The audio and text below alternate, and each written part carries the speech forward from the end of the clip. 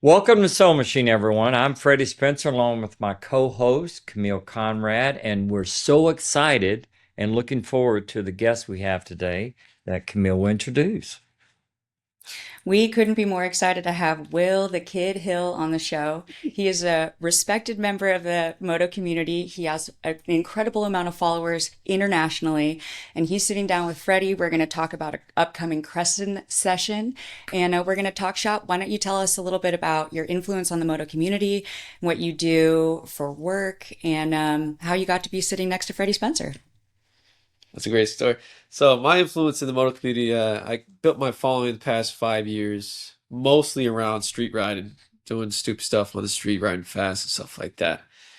And then about 2 years ago, I'd say it started to slow down a little bit with my bike blowing up.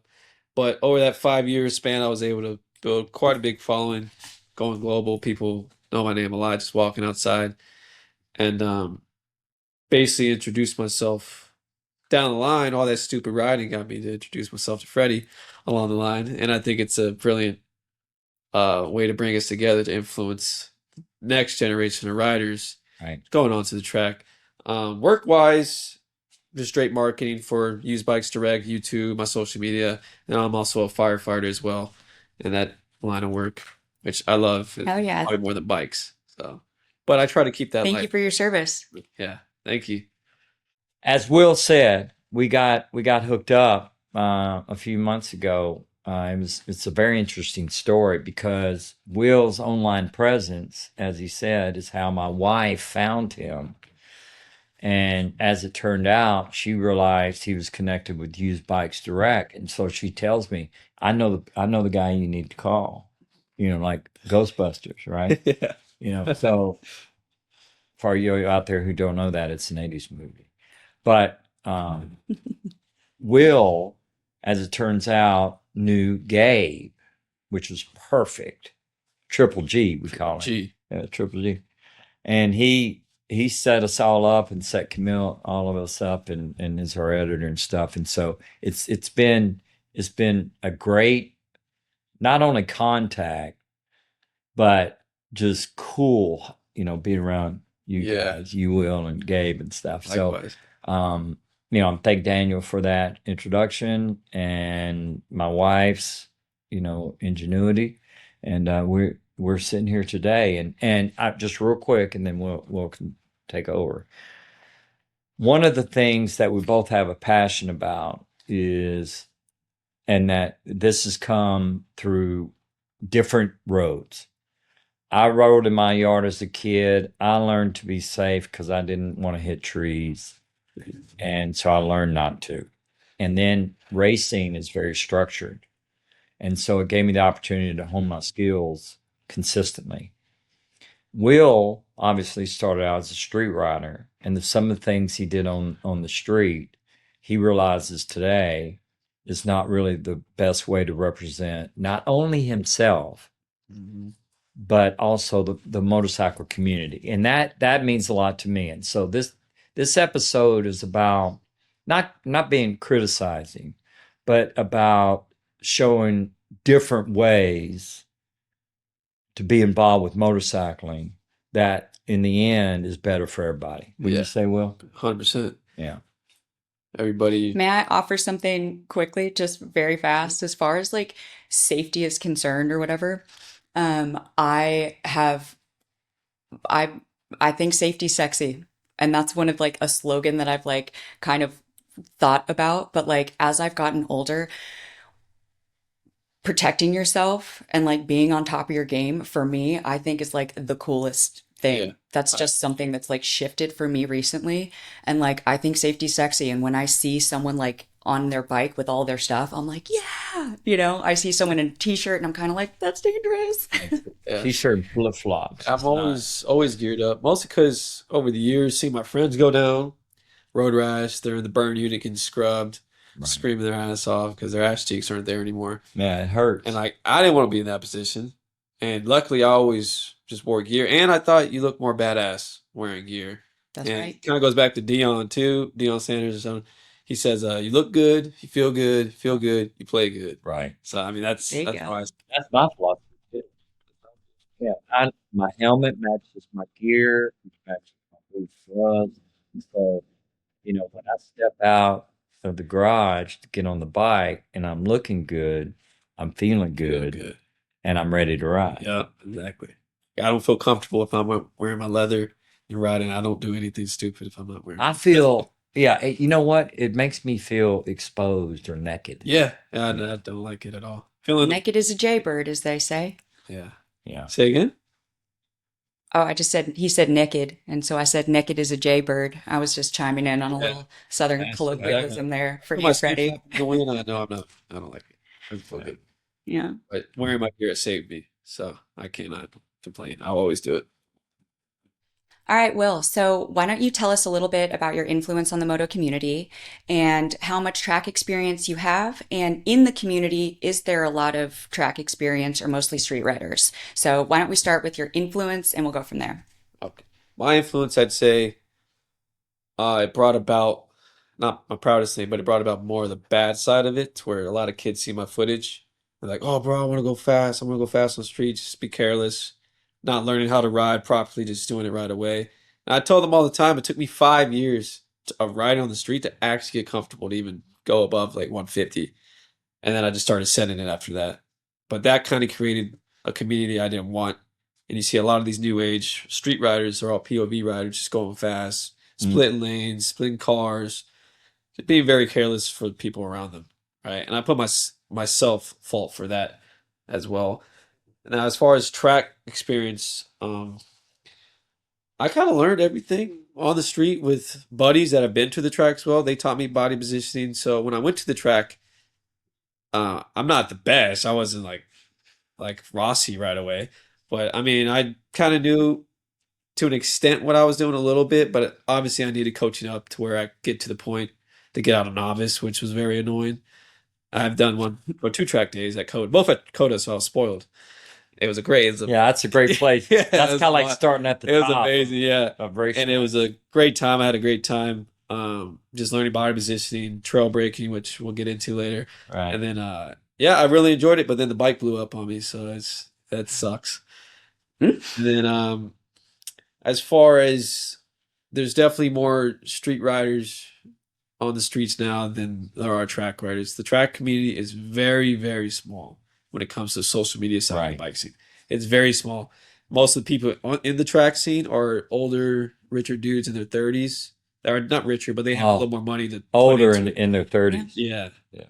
Well, All the I'm telling street you. stuff, yeah, all the street riders are usually 18 to 25-year-olds just not caring about their lives pretty Yeah, much. they don't know any different. Yeah, they don't know. And I was like, I fell victim to that. I was the same way. It took me till 27 years old now to actually realize, like, what am I doing with my life? Exactly. Yeah, he had Well, to get if he it's had to any, get older at Yeah, 27. once my frontal lobe developed, I'm like, Yeah.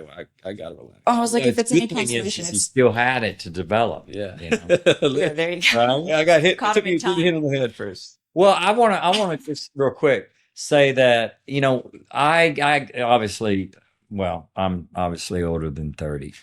So I'm real old, you know. I've been riding for 60 years.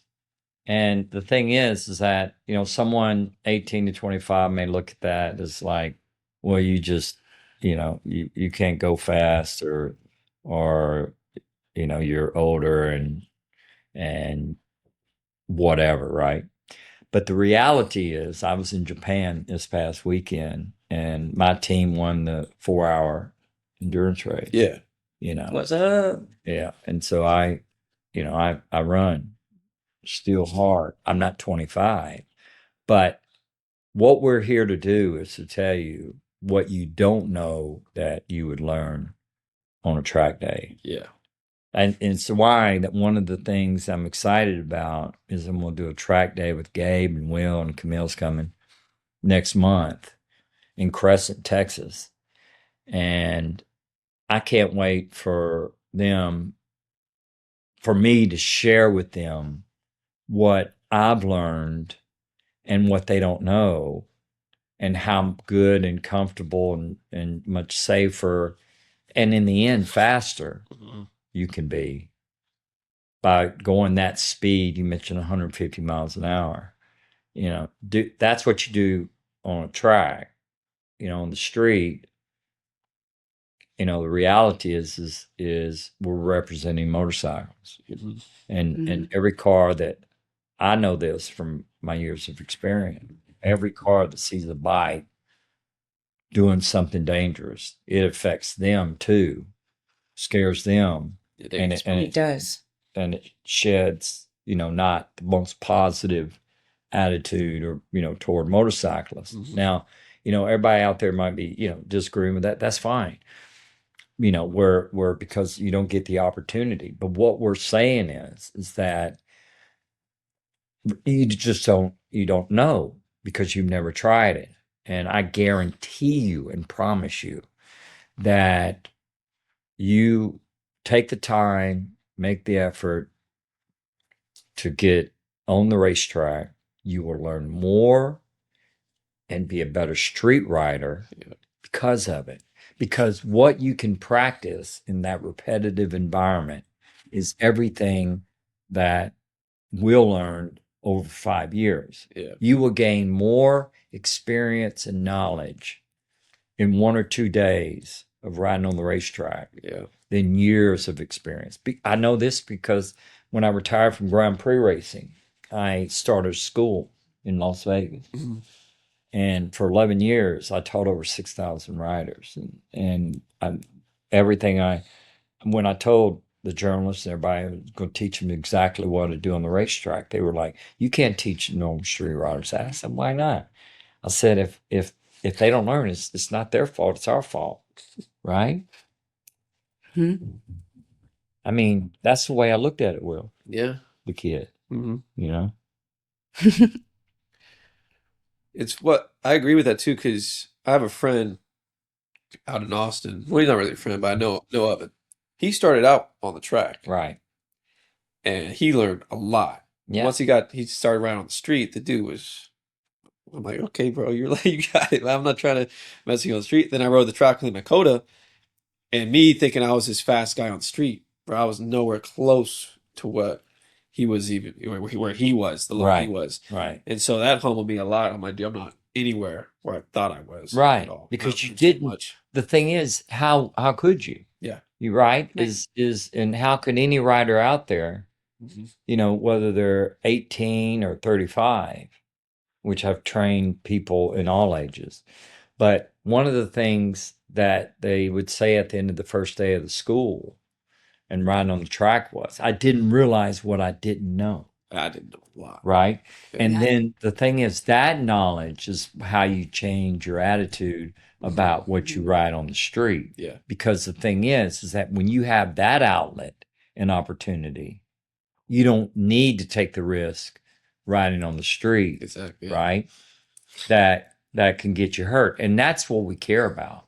We talk. I mentioned about representing motorcycling and all that stuff, but the reality is we care about you, and we Will does, and that's why Will's sitting here and we're doing this, is because we want to reach you and help you to understand how much that would help you and your mindset and everything. Because riding a motorcycle is, hey, I've been doing it 6 years, is the coolest thing. Because everything I learned about life, I learned riding a motorcycle. Yeah. All what I sense, what I feel. It helped me get outside my comfort zone. You got to take risk to improve, but you do it in the right environment, Yeah. right? Yeah. And so that's Yeah. that's what we're talking about is we as many as we can, we want to help you to understand how we can help you and how you can be helped. Yeah. Right. And I feel like too, it's not only like cool to ride a bike, I think that it's important. And I feel like for people who are riding, who are called to do it, I want to enable people to do it to the best of their ability. And in my experience, I didn't have any track riding experience prior to getting on a bike. I rode around the street for however long before I went to the track, and I had that same first, I think what's important to mention is I had this mentality that I didn't even realize that was like, oh, it's not me. It's not going to happen to me. You know, like my mom said, I'm not worried about you. It's the other driver. And I was like, yeah, but if Brenda like merges in front of me, I'm going to be able to do something. Like I've got a choice. Yeah. So I'm out for a ride one day and a deer jumps out in front of me. And I was completely paying attention. I was with it 100%. And there was nothing I could do. And we collided. And like by the grace, I was uninjured. But I just realized in that scenario that there are so many uncontrolled elements when you're on the street. Like at the track, everything's controlled. If there's anything on the surface, you're getting stopped because bikes go down all the time, even under controlled circumstances. So then you think about like an undulation in the pavement or like something on the street and you're like, oh my gosh, there's so much out there. So like it just made me realize like, oh, to have my airbag charged and on when I'm doing it, like makes sense because I've low sided at 30 and it ate through my suit. And if I didn't have that on, I would be covered in road rash. Yeah. And it's like, I just wasn't even thinking like that because I didn't understand the level of skill that is required to actually operate a motorcycle with proficiency. Like, it's not something like you get in a car and you just like steer the wheel. But when you're on a bike, there's so much to like brake and downshift and be smooth with it and like be able to get that dialed so you can lift your vision and see everything that's going on. Yes. It takes that repetitive, controlled environment to really be able to hone in on what you're doing What so a that when you're focus. out on the street, Yeah. exactly, you're ready. And like one of the things that really impressed me when Freddie was coaching me with my racing was I had a habit of not covering the brake. So I would just have my hand on the steering wheel, but not keeping my hand on the handlebar. brake, right? Yeah. Handlebar, excuse me, on the handlebar. And so I was just doing this half second or whatever that it takes for me to grab the handlebar equates to like 40 feet at speed. Yes. And so just that little moment is like me in the middle of a intersection. Yeah. And I'm like, whoa, when You you're know, going you that cover, fast, little stuff makes a difference. yeah, you cover um, in 1 second, you cover at 55 miles an hour, 60 feet. You're in So the middle of the you told road. me about that, the covering brake, and I actually started doing that subconsciously. I didn't even know I was doing it. It's funny. Right? Yeah, My brain like because kind of reminded me of it, and I just yeah, it's a been doing little it ever since. thing, but it makes Oh, all yeah. the difference. Listen, of course, on the racetrack, that's my house. And I've certainly, ridden on about every racetrack there is. But what I like is that when I ride on the street, it makes my awareness to where I'm ready for I don't assume anything. Like I don't assume that car sees me, Yeah.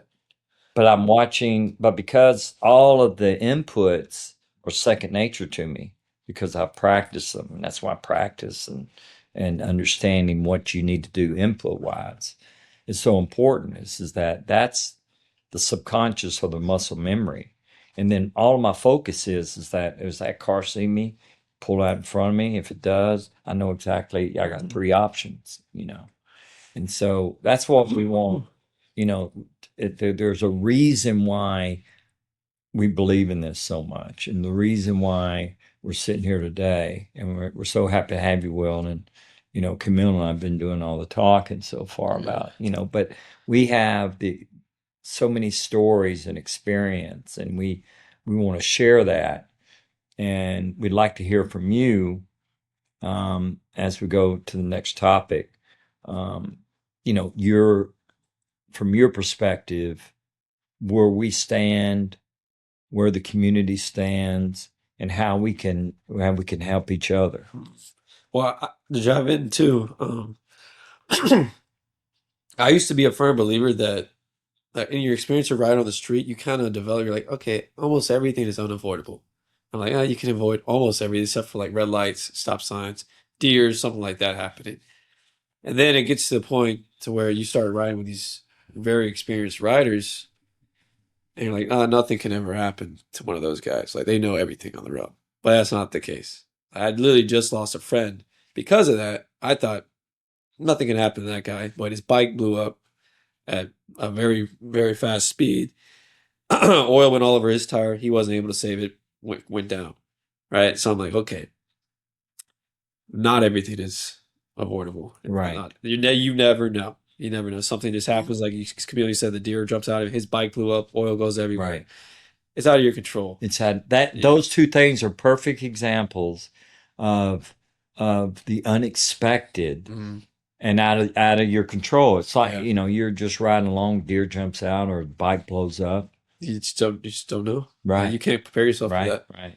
And then that's just a sad part. But that's the risk we take every time you put your leg over the seat. So I'm so looking forward to the Crescent event next month and to have you guys there, and we'll video it, and that way everybody can see it.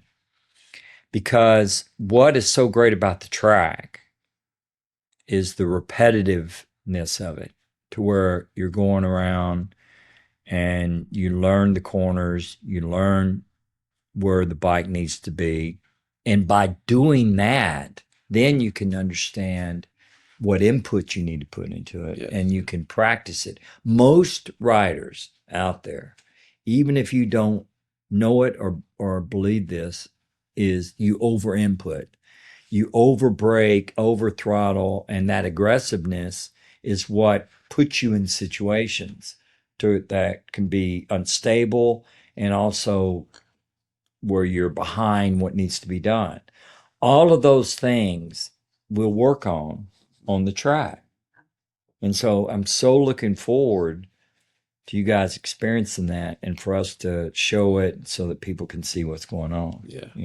Biggest thing I learned was target fixation. Oh yeah. On the street, I used to say I was on some back roads or something. I was always looking towards, instead of where I'm supposed to looking down there at the exit. Right. I'm looking towards the next thing. Right. On the That's road. a very common thing that the average rider, inexperienced rider, or don't understand. Because I just real quick is when you look down just in front of the motorcycle, everything happens much faster. Yeah. The reason why you're looking ahead is two. One, so you can see what's coming up, see where you want to go, make sure there's no obstacles that could interfere with that you have to react to.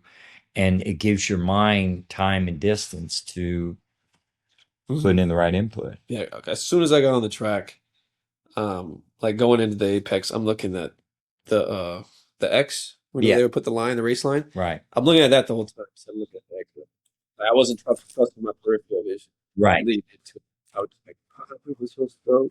The next target in the corner. So that was the biggest takeaway. And then once I got back on the street, I'm riding again. I'm looking where I'm supposed to go. It's so much easier rather than just looking at the next thing right in front of me, looking at that piece of crap. I'll fall. Because I used to literally just follow the highlighters on the highway. Yeah. That would be my line. I'd be looking at those except looking all. Right. That's why Were there any other track inexperienced riders don't use the track. They'll come off the corner mid-track and they run too much lean angle and their speed's slower than it needed to be just because they weren't looking up and seeing where their next target is.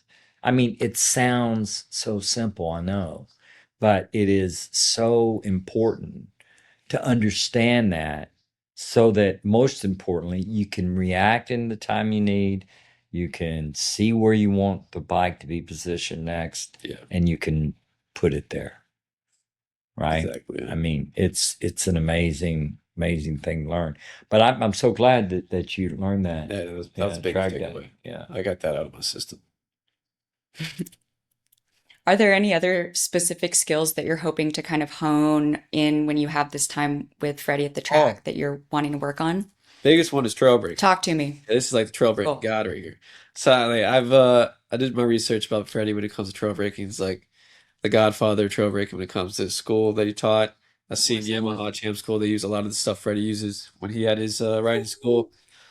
And trail breaking was probably the biggest thing I was trying to get down at the track. And I wasn't nowhere close to where it was supposed to be, obviously, because I couldn't even fix my target fixation.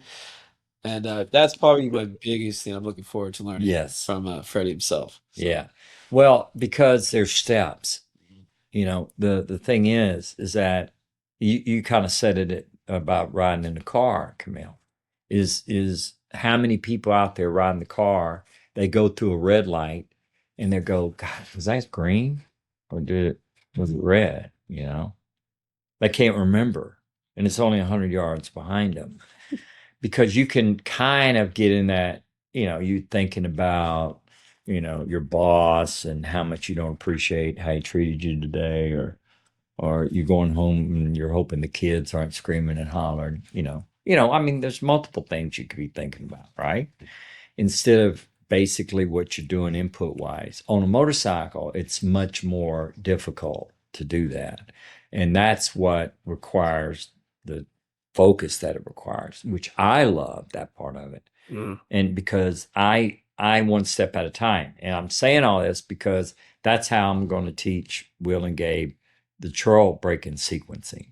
Is it starts with your thought, where you want to be, what you see, and then you feel the throttle and the brake lever in your hand without looking at it, and you squeeze it in 3 sequences: initial, middle, and release. And you do that because, and I'm gonna give a perfect example of what most street riders do, is they go into a corner, get on and off the brakes, and they're taught just to counter steer the bike, push on the inside bar and turn it in. The problem with that is that, and this is what I taught at my school, is that imagine if you did that at every stop sign. So that would be like, for me, accelerating in your car, get 50 feet before the stop sign, getting on and off the brakes and hope you get stopped. You can control your speed closer to your target. It's why that you brake all the way to a stop. Well, the corner is just a continuing example of Yeah, that, it's just continue to stop. Yeah. right? And so that's what we're going to be working on and stuff. They Breaking- have so much Breaking control. deep into them. You wouldn't believe. You won't believe what the kid be able to do in Gabe after Finesse. I can work on that. Yeah, I'm excited. You I'm very excited. You excited? Yeah, because it's just a whole other realm to open into, and I Right. think a lot of the new riders are going to see how much more fun and how they can actually do and Right. hone their own skills to Right. get better too. Right. I just hate that it took me this long to understand it. Well, hey, hey, you know what I always say? It's never too late to learn. Yeah. I'd have riders come to my school, been riding for 30 years one way, and in one day we would change them. And the thing is, I believe. Hey, listen, my passion is motorcycling. I care about all of you out there and all of you getting better and safer so that you have the best motorcycling experience you can have, right? Yeah. And so that's what I love to share, and it's why I did my school, and it's why that I talked to Gabe and Will about when we were setting all this up. Is, hey, you guys, let's go out to the track and we can work on some things. It's gonna be fun. Yeah, Very fun. I'd A lot of learning. like to offer really quickly. Sorry, I keep jumping in at the wrong time. My timing's off clearly, which is a problem. But I just, I wanted to say, I even forgot what I said because of that. But anyway, you guys continue. It'll come back up and I'll interrupt you again. Where are we going? I'm sorry, I lost my train of thought. Oh, we're just saying excited. Yeah, we're excited for all that. yeah, I'm sure Camille will be out there with us one day too. So yeah. I'm Camille, going to be there at Crescent. she's coming Yeah. to Chris. I'm coming. even better. Yeah, Come smoke me. Yeah. Please. That'd be good. Good to get on. We'll see. yeah. But the thing is, it's about enjoyment, and we're not talking at you. We're talking to you about this from experience, and also just to help you to maybe understand what you can do that will help you make your everyday riding more comfortable. Most people ride scared. Yeah. Because they don't know what's going to happen, and they don't, if it did happen, they really don't know what to do. And so they just panic and react. And, that's what makes me nervous. When I see so many videos and things, I come across them and I'm going, that didn't need to happen. That didn't need to happen, and so it's out of care. I don't look at Hey, listen, you can imagine in my motorcycle career how many times I've been told, you ride a motorcycle, you must be crazy. No, I'm not. I'm really not, actually. Yeah, I'm not crazy. You're not I'm crazy. not crazy. Gabe's not crazy. I know most of you out there aren't Just crazy. passion. Just a passion. And motorcyclists brings us all together, no matter the age and our age differences, because of the passion of motorcycling, right? And so, that's what we're all about. And I respect so much, Will, your and why I'm so looking forward to you being on the show so we could talk about this, because I know how much you care. I know how much I care. And us being together is a lot of caring, right? A lot of passion. And we want to share that so that we can help people so they don't ride, help riders so they understand how great it can be. Yeah. And it's something that the motorcycle community is everything to me. Me as well. It's weird to think about, but I don't even realize that how much bikes revolve around my life. It's an everyday thing, whether I like it or not, but I love it. Right. I don't realize it until some friend tells me that, bro, are you still on that bike? I'm like, oh yeah, I guess I am. Yeah. It's not gonna stop. Right. Go to a family event, Easter, all my family cousins are like, you're still on that bike? I'm like, yeah. It's not gonna stop. Right. That's my passion. Right. Right. Yeah. That's cool. I remembered what I was going to offer. And that was, you keep saying, it took me till 27 to figure this out. I didn't start writing and like developing my craft until I was 36. So like, you're good. Like I didn't hit the track and do any of that until I was 36 years old.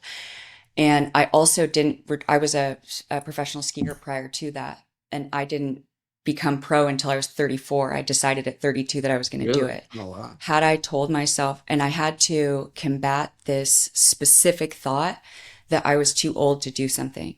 Because if I had been like, 32 is too old to do it, everyone else is way ahead of me, blah, blah, blah, I never would have tried.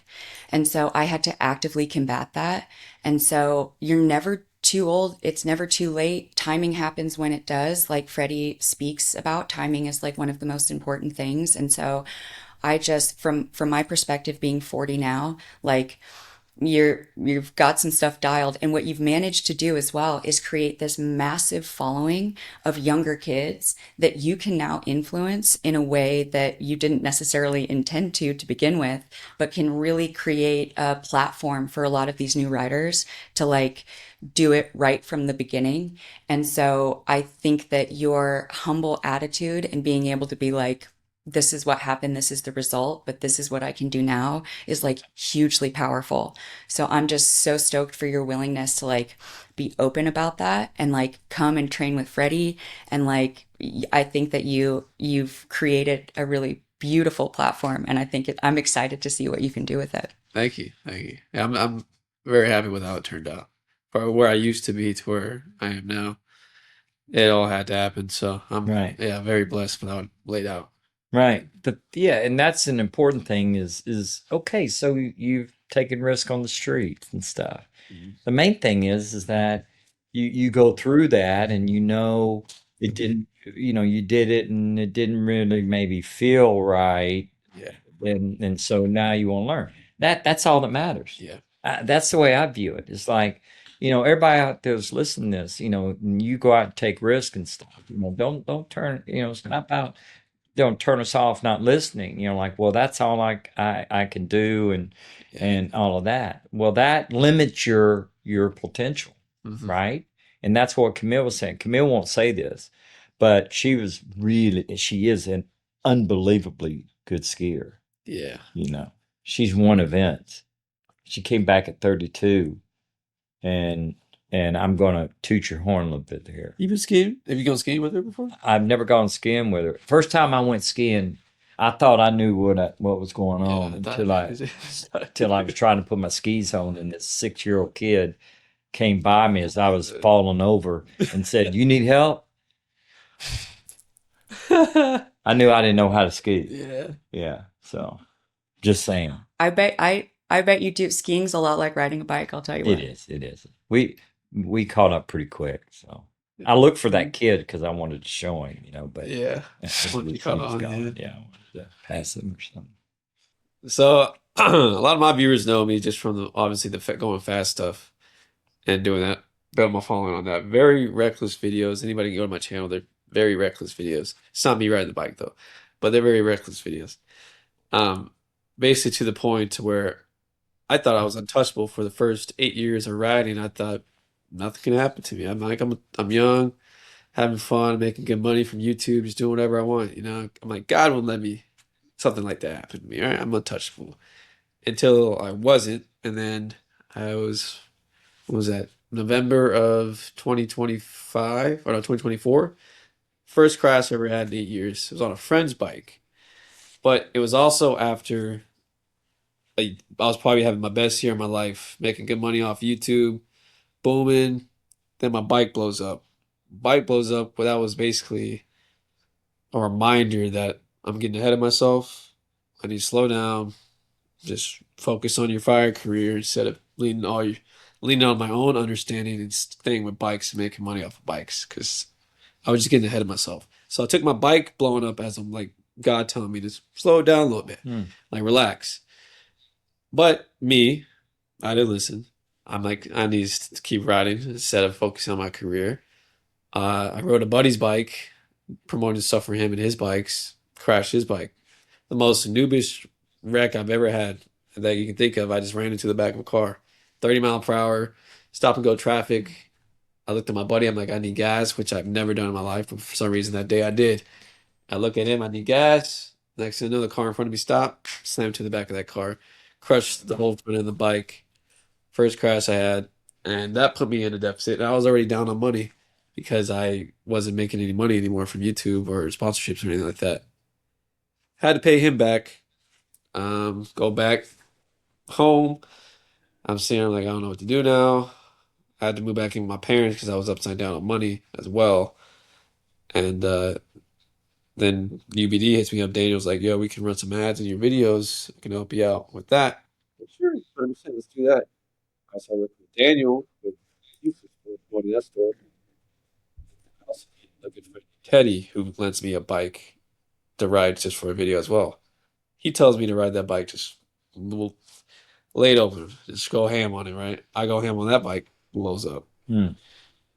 Same day it blows up is the same day that R1, if y'all know, if you just look up an R1 loop, WillKiddHill crash, it's everywhere. I pull up to UBD, that bike blew up. I'm like, damn, I don't have a bike to ride for this event now. I call Daniel up. Daniel's like, yeah, just take the R1. My dumbass, I should have just took that as another sign, but I did. Right? I'm still leaning on my own understanding at this point. I'm like, no, it's fine. I take this R1. As soon as I take this R1 out, I end up looping it. Tried thinking I can get too comfortable with the wheelies, not really learning rear brake, straight loop it. Boom. Hit my head on the concrete. I'm out cold. They're thinking I'm having or dying, but I'm just having a seizure on impact. Ended up having a brain bleed. I wake up in the hospital bed, with my mom crying on the bed. Probably the worst feeling I had.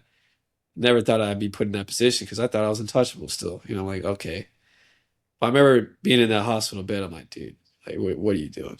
What are you doing with your life right now? Like, it's just constant state. It's 3 L's in a row that really 4 that you've taken repeatedly and you're still not learning from it, right? It took me that wreck to finally realize, well, not really, honestly, I really didn't. I still didn't learn from that. Well, I did to an extent, but it took me that wreck to realize I got to change my course of action. That put me way upside down. I couldn't work anymore because I was out for injury for 3 months. I had negative $400 in my account. I had my mom help me with some bills just to stay on my feet. And I had a girlfriend at the time, or a girlfriend still, and I had to manage that and everything with work. It was just a very, very rough spot in my life. And before that, I thought that I had everything set up. I'm where I'm supposed to be. This is where God wants me to be. Nowhere near where I need to be at all. And I still don't think I'm there today. But all that had to happen to get to the point to where I am today, to make me into the man I am today. And I talk about this in my YouTube videos as well, because almost every man goes through that point in their life. Right. They're just going to get beat to their knees repeatedly over and over again, still leaning on their own understanding instead of trusting God. Right. And I did that for a very long time. And then once I stopped leaning on my own understanding, started trusting, putting my faith in the Lord, everything changed. Everything changed. I locked in with the fire department. We're all good there. I started building a better relationship with Daniel. I got me a better job with him. My bike came back. I built a relationship with Teddy. We worked together as well. Everything started laying out the way it was supposed to be. Once I stopped leaning on my own stuff, stopped riding fast and everything like that. And then I'm like, smooth selling. And that's when I think I'm smooth selling. And then I try to get back in my bike stuff. And I built my following on going fast. So I'm like, okay, I'm back. I got to go fast again to get views. I got to go fast for my people to actually watch my videos. And I started doing that again. I'm riding and riding. And then it took me one day, I was riding with the demon Alex and Franklin. We're riding on Harding, doing stupid stuff, going fast. I'm sitting there, I'm like, dude, I'm 27 years old. I'm still doing this. I'm like, what have you not learned, bro? Like, what are you doing still? So I told myself I was done. Right? I posted that video to YouTube. That video got taken down, got copy strike, or not copyright strike, just got flagged or harmful and dangerous acts. So I'm like, okay, I'm done with this. I can't even make money doing it. I'm done with it. No more. So after that video, after that time riding, I didn't ride my bike fast or anything. I just did wheelies and that's about it since then. And then fast forward about a month ago, actually, about a month ago today, I'm in Dallas for the Texas 2K. And I haven't rode fast in 4 months. I told myself I was done. I'm in Texas 2K, and that's when I meet up with the homie Denzel. And I've been riding with Denzel for the past 6 years. Same exact way, riding fast. Very experienced rider. And he's one of those guys, like, nothing can happen to him. Nothing can happen to him. We go out one night after the bike meet, and Denzel pulls up. And I'm like, in my head, I'm like, I don't really feel good about this because he hasn't rode in 6 months. We have out-of-towners here that are fast on the street. And I know how his ego is. He wants to haul ass. Mm. And I'm sitting here like, I told myself I'm done. I'm like, I know how Denzel rides. I'm like, I've been riding for years. I know exactly. There's no cars on the freeway. Nothing's going to happen. We'll be fine. That's what I told myself. It's 15 seconds into it. Fully pinned out. Just bike blows up right in front of me. Oil all over his tire. He's wiggling, fighting it. He manages to slow it down to 120. Then he hits the wall. And ultimately, he survived the crash, but he succumbed to his wounds in the hospital. And I'm sitting here, I'm like, dude, how many times? Like, is someone's life going to have to be taken for you to understand that this shit is like, what are you doing? Right. And I hate to say it, but that's what it feels like. It's like my friend had to die for me to sit here and learn, like, what you're doing is reckless. It's dumb. It's out of your control. Basically, grow up. Like, come on, get with the program here.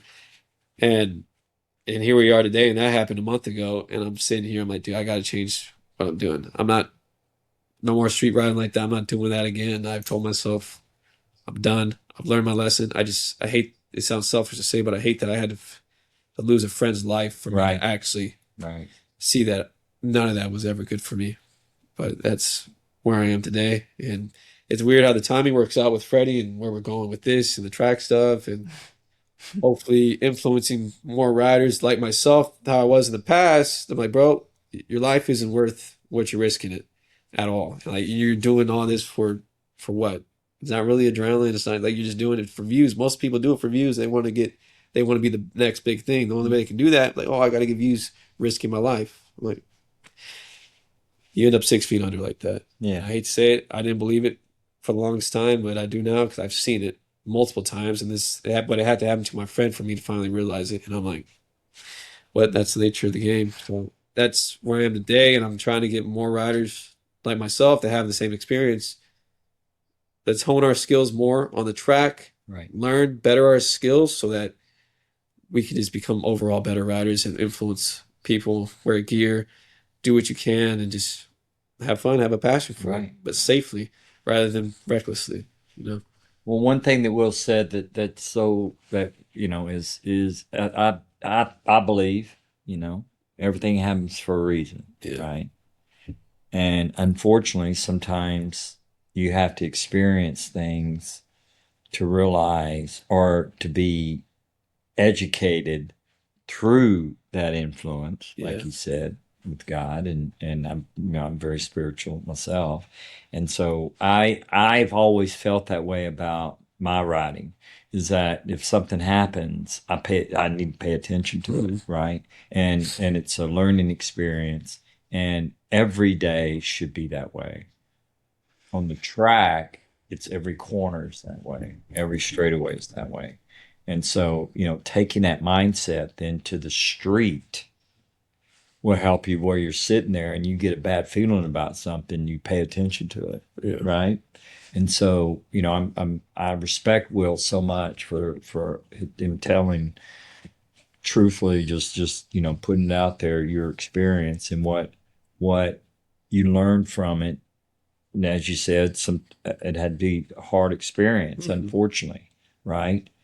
Um, to then know this is probably not the right way I should be doing this. Yeah. So I'm so happy that since then that's how Will and I got hooked up, and I'm so looking forward to us getting out on the track together, and I know it'll help him. I know it'll help Gabe, and again, I don't view what you did or all that stuff that you did and all that that stuff happens, and you don't know any different, and it doesn't matter. The most important thing is that what are you going to do next? How are you going to correct it? How are you going to make sure that you're better prepared if something does happen? Yeah. And so that's my experience in the practical side of writing, and because I understand. Hey, I was a kid, I did some wheelies through the parking lot at Fairgrounds. I can actually do a wheelie and turn at the same time. What? Oh yeah, I thought that I was 12 years old. I thought nobody else in the world could do it. But of course, I'm sure somebody could. But Yeah. it's normal. You just don't know any different, Yeah. right? But yeah, it's all a learning experience. Yeah. Hate that it had to happen that way, but sometimes that's how life plans out. So, but I learned from it. Learned from me, learning from it. I can influence other people to learn from as well. They open their eyes with all of it, and they grow. They get better. Yeah. That was amazing. Thank you for sharing all that. Really, really good. Thank you. Thank you. You I'm almost- really proud of you. Yeah, me too. I was like, hold it together, Camille. Yeah, Will, that was incredible. Like I said, it was almost, it had me crying over here, from that experience. No, but the thing is that it's the truth and it's honest, and I'm so looking forward to continuing this conversation on further shows after our Crescent experience. We'll give an update on that, and I think we can, by our actions, not just talking about it, but by our actions is how we show what we believe in, right? And so want to thank Will again, and Camille being my co-host, and I enjoyed this episode and look forward to next time. Yeah. Thank you guys for having me.